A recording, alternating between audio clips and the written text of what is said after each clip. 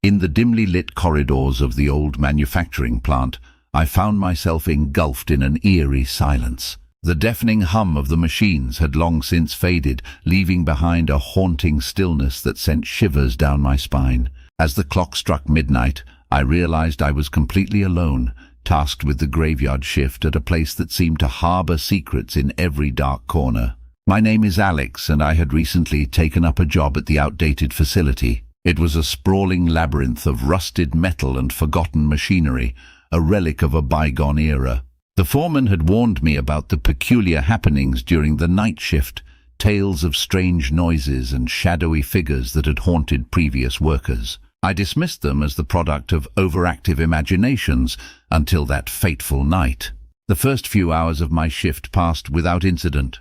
I was engrossed in my work, trying to meet the looming deadlines that hung over me like a dark cloud. The distant echoes of my footsteps reverberated through the empty halls, creating an unsettling symphony in the silence. As I delved deeper into the bowels of the plant, a chill settled in the air. The temperature seemed to drop with every step, and an inexplicable sense of dread crept over me. It felt as though unseen eyes were watching my every move, and the air itself held a malevolent energy.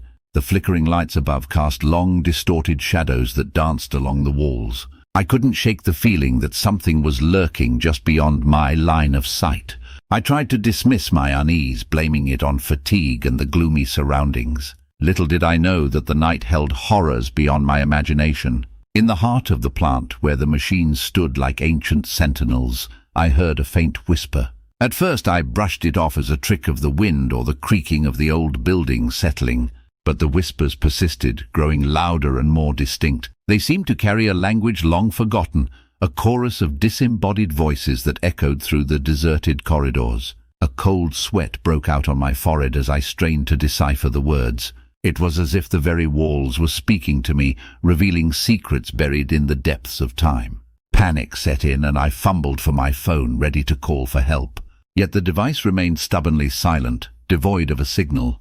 As I stumbled through the labyrinthine halls, the whispers evolved into guttural moans that seemed to emanate from the very core of the machinery. I quickened my pace, desperate to escape the unearthly symphony that enveloped me. The shadows seemed to converge, forming sinister shapes that slithered along the walls, merging and separating in a macabre dance. Suddenly the machines sprang to life with a deafening roar, their long dormant gears grinding and pistons hissing steam. I staggered backward, my heart pounding in my chest, as the once silent factory erupted into mechanical chaos. The flickering lights above now pulsated in time with the unearthly rhythm, casting disorienting flashes of darkness and illumination. In the midst of the cacophony, I glimpsed fleeting figures darting between the machines. They were shadowy apparitions, ethereal and indistinct, their forms flickering like dying embers. Dread coiled in the pit of my stomach as I realized that I was not alone. Something otherworldly inhabited the abandoned factory, and it had awakened in response to my presence. I stumbled through the chaos, my surroundings warping and contorting with each step. The air grew thick with an oppressive energy, and I struggled to breathe.